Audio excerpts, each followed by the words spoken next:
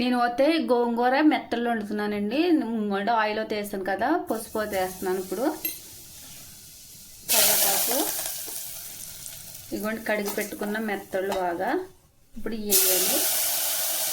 ఎందుకంటే పసుపు వేసుకుంటే స్మెల్ అన్నది బయటకు రాదు.